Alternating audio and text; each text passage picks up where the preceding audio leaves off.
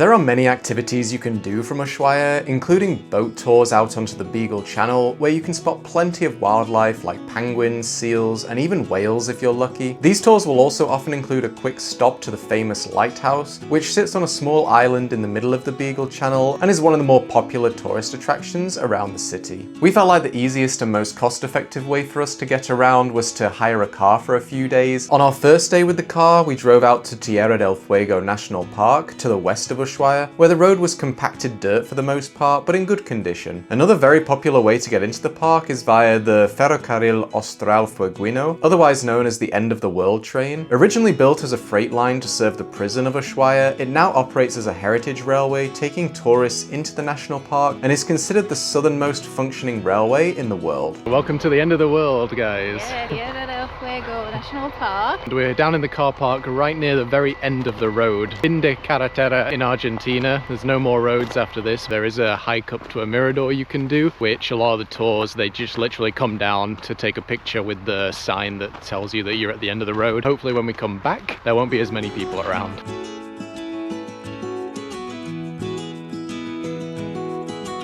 I think going on the hike definitely paid off. It is so much quieter now.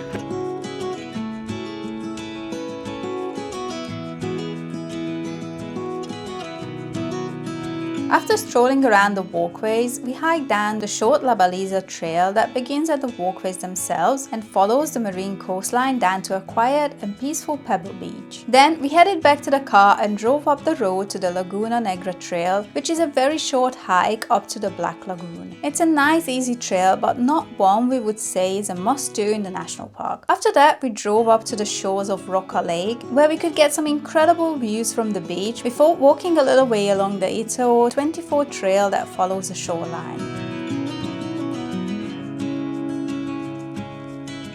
Honestly, I don't think the views are going to get too much different the further we go up there, so we're probably going to stop here, head back to the visitors center. We got some nice views from the visitors center and had a wander around its various rooms, housing exhibits about the national park, before driving back towards the park entrance and down to our final stop at the post office at the end of the world. This was the southernmost post office in South America, and the only place further south you could send or receive mail from was the museum and post office on Goodyear Island in Antarctica. The exterior of the post office is covered with stamps and stickers from travelers from across the world, and you used to be able to go inside and send postcards from here, although at the time of our visit they didn't seem to be operating anymore and everything was boarded up. Still, there's nice views out to the channel from here, which we enjoyed before heading back to town.